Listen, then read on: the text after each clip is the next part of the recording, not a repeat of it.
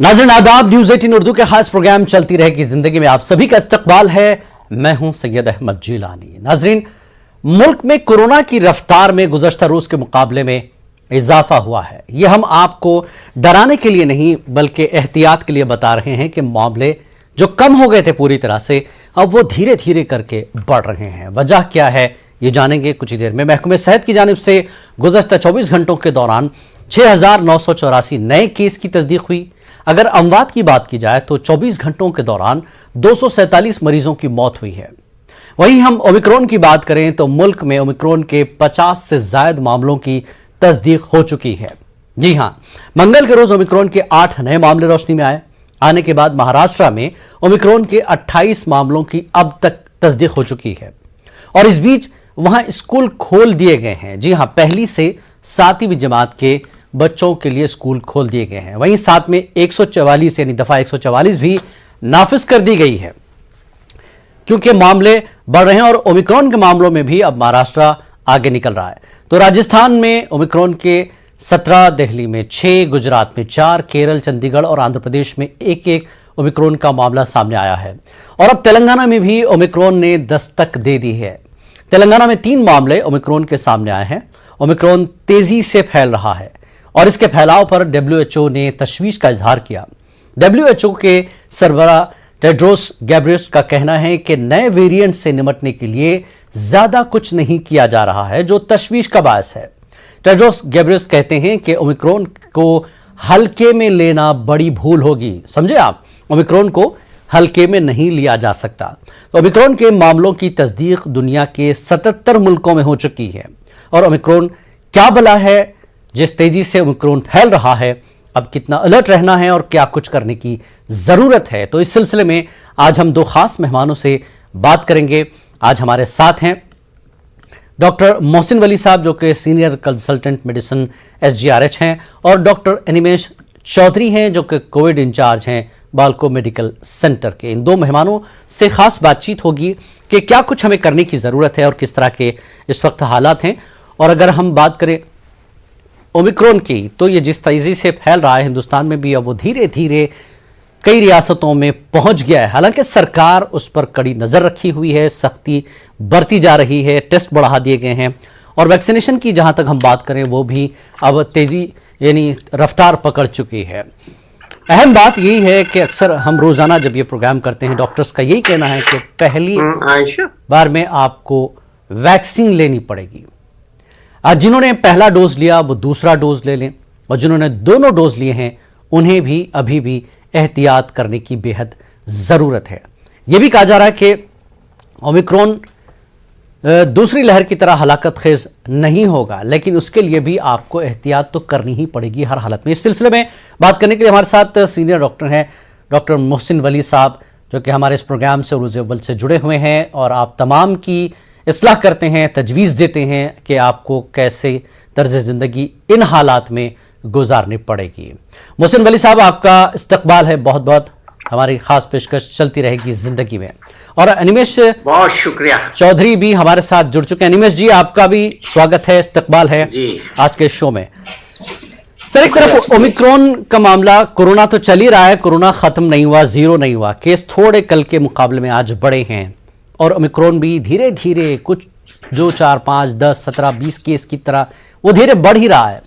तो ऐसे में हमारे लिए कितना ज़रूरी है कि किस तरह से हम अपनी ज़िंदगी को 2 साल में हमने जो कुछ सीखा है वो लगता है लोग भूल रहे हैं, तो कितनी एहतियात की ज़रूरत है। डॉक्टर मोहसिन वली साहब, अभी भी ओमिक्रॉन के मामले में आप जितनी जानकारी दे सकते हैं हमारे नाजरीन को बताएं।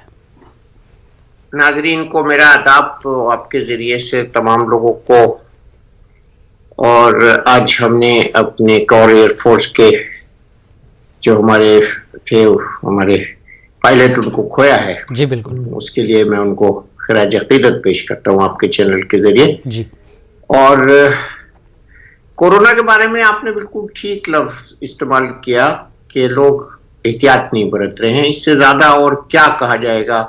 सारी दुनिया में इसकी तरफ से एहतियात बरती जा रही है, सारी दुनिया इसके लिए मुफक्किर है। हमारे मुल्क में खूब लोग पकड़े जा रहे हैं, एयरपोर्ट्स पर निकल रहा है, नया वेरिएंट पॉजिटिव निकल रहा है। लेकिन एक बात मैं इसमें जरूरी बता दूं कि जी ये लोग ये न समझें कि इतने कम केसेस ओमिक्रॉन के हैं। ये जो ज्यादा केसेस हैं ये डेल्टा के साथ साथ हैं। जी। तो डेल्टा भी है और ओमिक्रॉन भी है, तो ये अच्छा। दोनों दुश्मन एक साथ फैले हुए हैं। जी बिल्कुल, हमको ये नहीं समझना चाहिए। ये तो उन लोगों का जिनका डेल्टा का कोविड पॉजिटिव आ रहा है, उनमें से चंद लोगों का ओमिक्रॉन पॉजिटिव आ रहा है। तो पूरी तस्वीर जो है वो ये है कि कोरोना अभी है और कोरोना अभी चल रहा है और कोरोना के टेस्ट पॉजिटिव आ रहे हैं। और कल की फिगर 69,846,984 है और ये सब चल रहा है। इसके साथ साथ ये जो नया वेरिएंट है जो बहुत तेजी से फैलता है, वो हम रात को सोते हैं तो उसकी तादाद कुछ होती है और सुबह को जब उठते हैं तो उसकी तादाद बढ़ जाती है। बिल्कुल। तो ये रोज हो रहा है और WHO ने पूरा पहले से ही वार्निंग देके कह दिया है कि ये फैल सकता है। पूरी दुनिया इसके लिए परेशान है। लंदन में इसकी एक बहुत खतरनाक लहर चल रही है और वो अपनी आबादी को बूस्टर डोज लगा लगा के बचाने की कोशिश कर रहे हैं। जी। इजराइल ने चौथी डोज लगानी शुरू कर दी है। तो ये पूरा जो सिनेरियो है ये बहुत अच्छा नहीं है और आगे आने वाले दिनों में क्रिसमस और न्यू ईयर और इलेक्शंस, ये सब इसमें जो नया वायरस पैदा होगा जिसको हम भीड़ का वायरस कहते हैं, तो वो उससे भी बचना है और एहतियात का पहलू बहुत जरूरी है अपनाना और संभल कर चलना है। और जाड़े का मौसम और पोल्यूशन इसमें दिल्ली जैसे शहरों में इजाफा करता है, तो हमको पूरी एहतियात बरतनी है। और उसका बहुत सिंपल तरीका मैं हमेशा बताता हूं कि अपने घर का चोर दरवाजा बंद रखिए और हमारे घर का चोर दरवाजा नाक है और मुंह है, उस पे मास्क लगाकर हम उसको बहुत आराम से उसको हम बंद कर सकते हैं। और ये मास्क हैंडी होना चाहिए।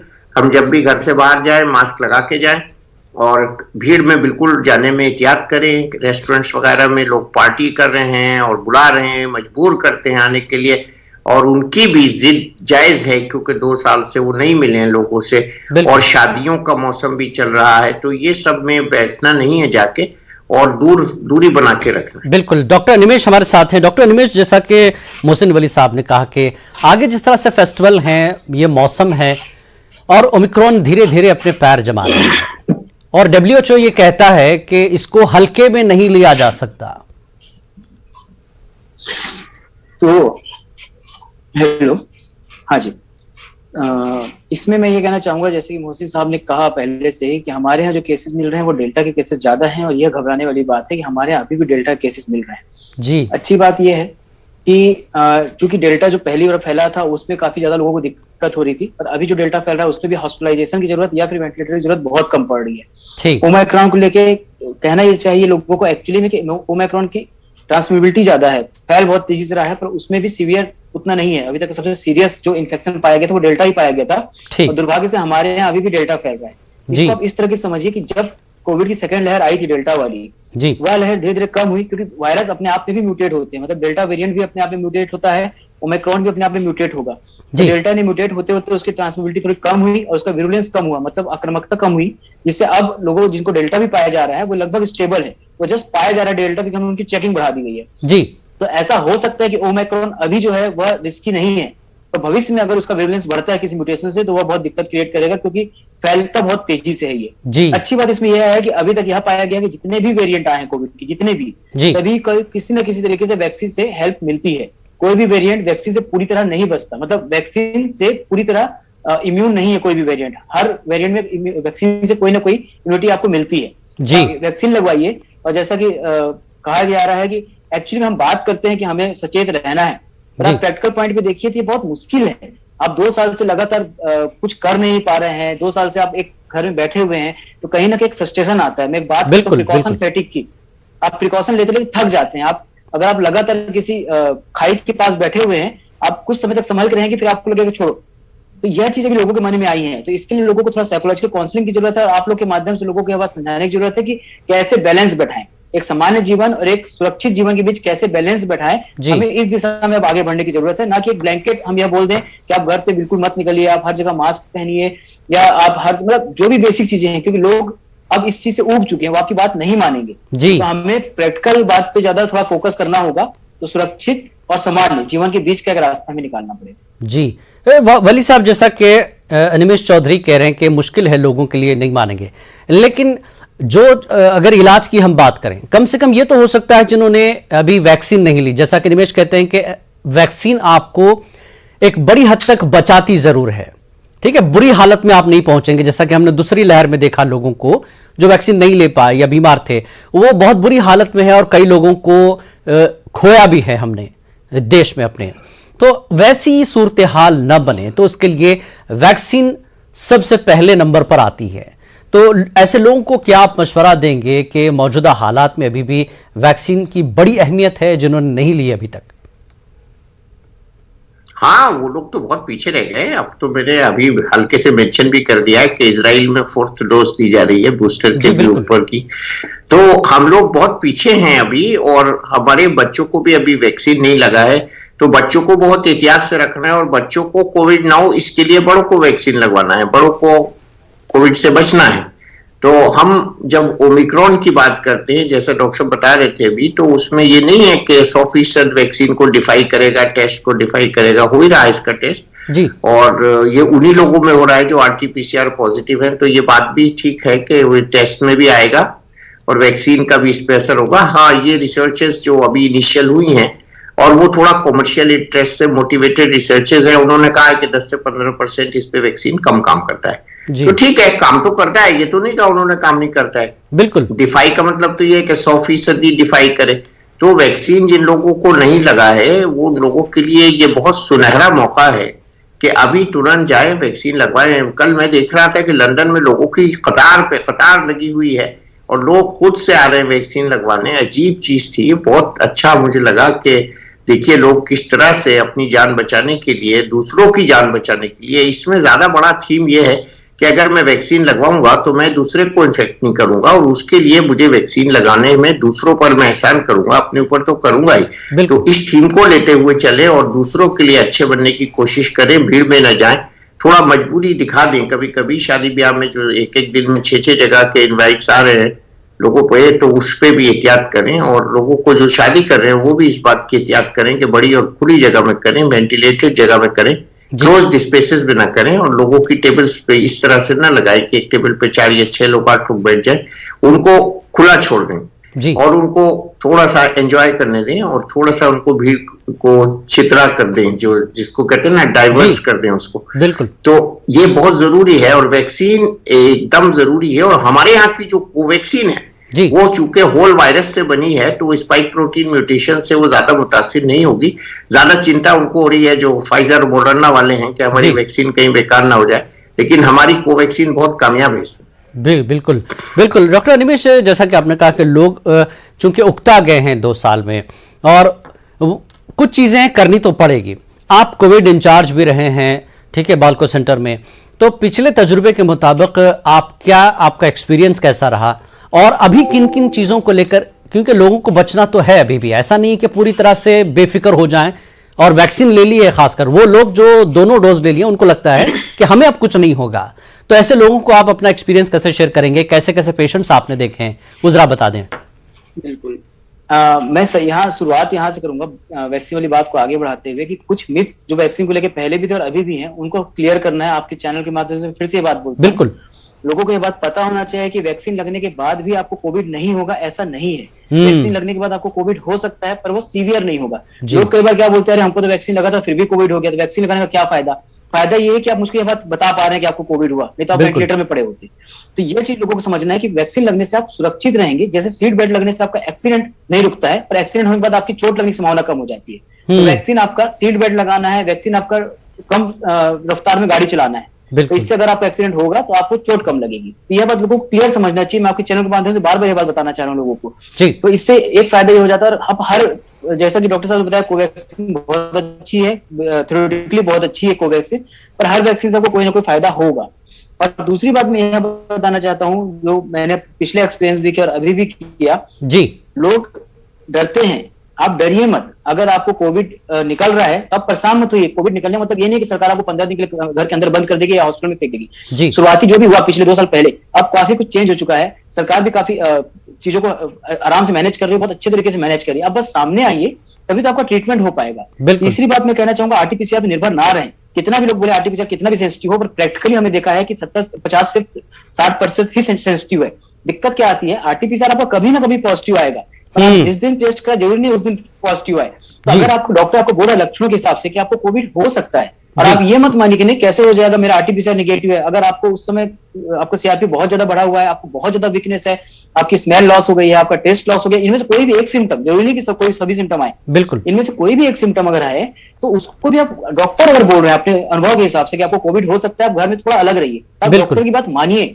बिल्कुल सेकंड वेव में हमने बहुत से लोगों को सिर्फ इसलिए खोया क्योंकि उन लोग अपना टाइफाइड का इलाज कराते रहे जब उनको टिपिकल लक्षण थे कोविड के। पर कोविड का जो आरटीपीसीआर है शुरू के एक हफ्ते में पॉजिटिव नहीं आता, उसकी लिमिट है, पर आपको नहीं पता ना कि आप कब इन्फेक्ट हुआ और कब आपको एक हफ्ता हुआ। बिल्कुल हम थ्योरेटिकली बोल देते कि आप एक हफ्ते या 2 हफ्ते बाद टेस्ट कराइए, तो कब से आप कब जानेंगे आप कब इन्फेक्ट हुए। बिल्कुल ये बात बिल्कुल आपने बिल्कुल दुरुस्त बात की कि लोगों को समझने की जरूरत है इन चीजों को। पहली बात, लोग समझेंगे नहीं तो फिर आगे वो अपना इलाज कैसे करा पाएंगे। डॉक्टर मोहसिन वली साहब, जिस तरह से अनिमेश ने बहुत सी चीजें, बहुत से पॉइंट सामने रखे हैं, लोगों को समझने की बेहद जरूरत है। लेकिन सवाल ये भी है कि लोगों के जहन में एक सवाल भी आ रहा है कि मौजूदा जो वेरिएंट्स आ रहे हैं, कोरोना का जो तरीके इलाज अब तक चला रहा है, क्या ये वैक्सीन या जो दवाएं हैं, जो तरीके इलाज है, वो मौजूदा वेरिएंट्स पर काम करेगा क्या?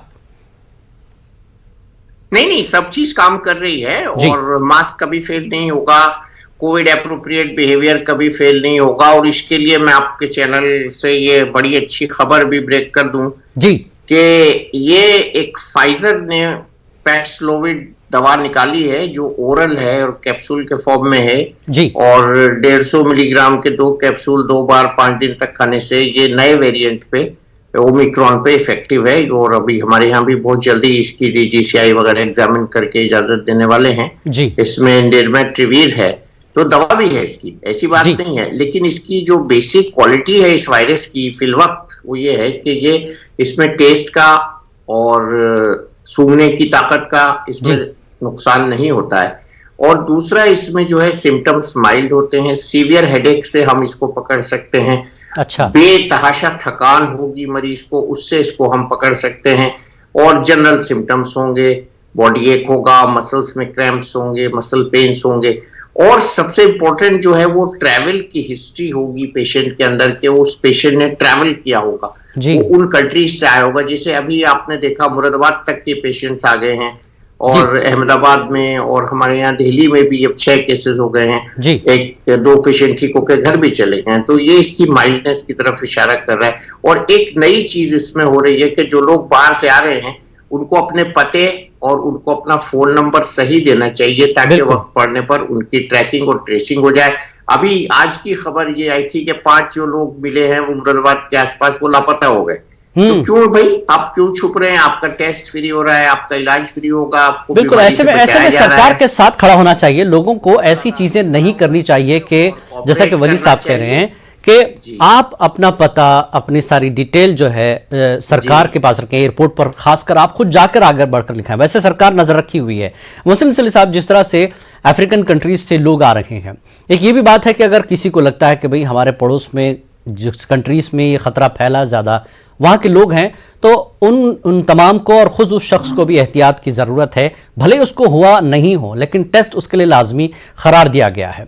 सर, ऐसी कंट्रीज से लोग हिंदुस्तान में दाखिल हो रहे हैं, सरकार सख्ती से उस पर नजर रखी हुई है, ये सारी चीजें हैं, लेकिन यह भी बताया जा रहा है कि इसके असरात जाहिर नहीं होंगे, तो पहचाना कैसे जाए? ट्रैवल हिस्ट्री से ही पहचाना जाएगा। और जिसको असरात नहीं है तो उसका रैंडम सैंपलिंग भी हो रहा है। एयरपोर्ट्स पे ये भी बताया गया है कि फला तादाद है 5 से 10% लोगों की जिनमें रैंडम सैंपलिंग होगा। और दूसरे जो इतनी देर पे ट्रैवल करके आए, ये जरूरी नहीं है कि ट्रैवल के वक्त अगर वो पेशेंट नेगेटिव हो तो यहाँ डेस्टिनेशन पे आके नेगेटिव ही रहेगा। तो हमको जितने लोग ट्रैवल करके आए हैं उन सबको आइसोलेट करके उनकी डिटेल्ड हिस्ट्री लेके उनको अगर हमें सस्पिशन है तो आरटीपीसीआर करके उनको अलग करना है, क्वारंटीन करना है। गवर्नमेंट के इंस्ट्रक्शन इसमें बिल्कुल क्लियर है। 7 दिन का एडिशनल क्वारंटीन है, 7 दिन का इनिशियल क्वारंटीन है। और इस बीच अगर पेशेंट पॉजिटिव नहीं होता है तो वो घर जा सकता है, और अगर पॉजिटिव हो सकता है तो वो उसका टेस्ट हो रहा है, उसके टेस्ट के नतीजे के लिए भी मैं अच्छी खबर देता हूँ कि आयुष्मान ने एक किट डेवलप की है जिसका 3 घंटे में रिजल्ट आ जाता है, तो 3 दिन भी नहीं वेट करना पड़ेगा। मेरे कहने का मतलब ये, आप टेस्ट की फैसिलिटी को अवेल कीजिए, बिल्कुल, और उसके लिए कुछ पेमेंट भी करना पड़ रहा है तो वो भी कीजिए। आपकी सेफ्टी नहीं है इसमें, दूसरे की सेफ्टी इन्वॉल्व है। और दूसरे, अभी मैं एक शादी में गया था जिसमें बच्चा लंदन से आया था और उसकी सारी बारात क्वारंटीन हो गई थी क्योंकि एक फैमिली मेंबर को वो था, उसमें कोरोना पॉजिटिव था जी। तो वो सारी फैमिली क्वारंटीन कर दी गई और शादी में कोई नहीं शरीक हो पाया। तो ऐसा हमारे साथ जब होगा ना, जब हम इसकी पहले से एहतियात नहीं करेंगे, अगर वो लोग सब वहां मास्क लगा रहे होते और ट्रैवल में एटिकेट्स रखते, कोविड एप्रोप्रिएट बिहेवियर करते, तो शायद उनको इन्फेक्शन ना होता और वो क्वारंटीन ना होते। तो ये सब चीजें जो हैं, ये हमारे कोविड एप्रोप्रिएट बिहेवियर और मास्किंग की तरफ इशारा कर रहे हैं और शायद कहीं ना कहीं ढिलाई हो रही है। कल बीएमसी ने बहुत ज्यादा तशवीश जाहिर की है और अच्छा नहीं माना है। जो 2 मशहूर एक्ट्रेस हैं जिनका मैं नाम नहीं लेना चाहूंगा, उनको वो ये कोविड पॉजिटिव हो गई और उनकी वजह से उनकी पूरी बिल्डिंग में बहुत तकलीफ हुई और इसकी वजह से बहुत बदनामी भी हुई बीएमसी की। तो ये इस तरह की जो स्टेप्स हैं उनको अवॉइड करना चाहिए और हमें एहतियात करनी चाहिए। आगे आने वाले दिनों में इसका क्या बिहेवियर होगा, कैसे ये प्रेजेंट करेगा, तो डब्ल्यूएचओ ने बहुत टाइम से कह दिया है। पिछली बार तो डब्ल्यूएचओ बहुत स्लो था, अब के डब्ल्यूएचओ बहुत स्मार्ट है। तो अभी हमें भी स्मार्ट बनना है और स्मार्ट बनने का ये तरीका है कि हम अपने टेस्ट के लिए आगे आए और इसमें किसी भी वेरिएंट को, कोई भी आए वेरिएंट, चाहे इसके बाद वाला भी आए, तो उसके लिए हम बिल्कुल तैयार रहें। जिस वेरिएंट ने जितनी तेजी से अपने पैर फैलाए हैं और जितनी तेजी से लोग इसके आगाह हुए हैं इसके लिए, वो बहुत खुद में एक बहुत अच्छी बात है। और आखिर में मैं यही कहूंगा कि ये बहुत ही कम खतरनाक वेरिएंट है, लेकिन इसकी आड़ में हम जो इससे पहला डेल्टा वेरिएंट है उसको ना भूलें और उसकी तरफ से भी होशियार रहें। और ये इस वक्त की बहुत बड़ी जरूरत है और वैक्सीनेशन में कोई कोताही नहीं होनी चाहिए। प्रधानमंत्री जी ने कह दिया है, जान है तो जहान है और सावधानी हटी तो दुर्घटना हुई। इससे ज्यादा मुल्क का जो है वजीर आजम नहीं कह सकता।